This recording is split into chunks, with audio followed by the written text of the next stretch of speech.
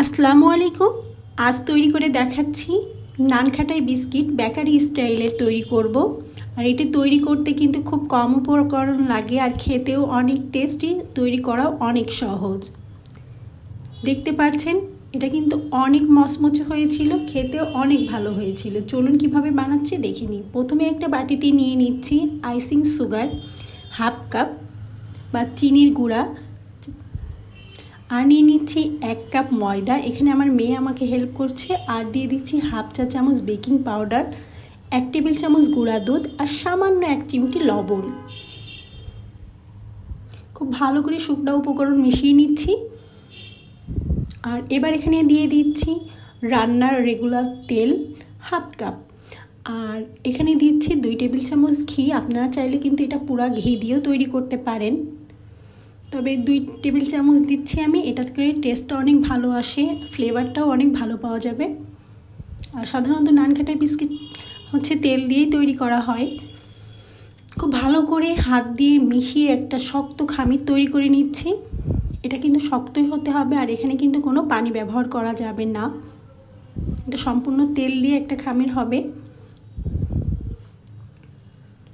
আমার মনে হয় বিস্কিট মানে এইটাই সবচেয়ে সহজ পদ্ধতির বিস্কিট, আর খেতেও অনেক মজার হয়। এবার একটা মাপ করে আমি সব বিস্কিট তৈরি করে নিব।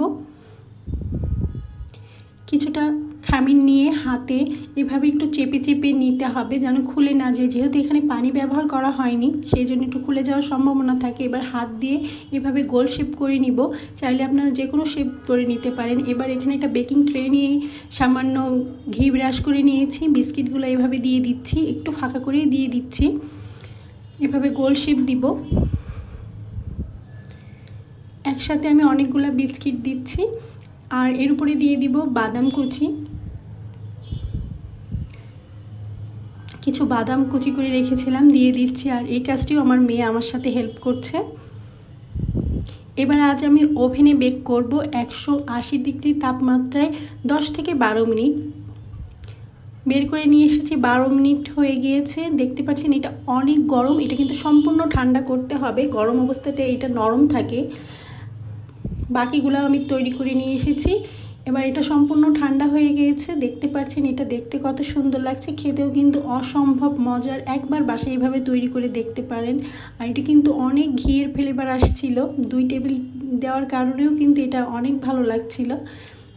আশা করি আপনাদের এই রেসিপি ভালো লাগবে। আজ এই পর্যন্ত, আবার দেখা হবে নতুন কোনো রেসিপির সাথে।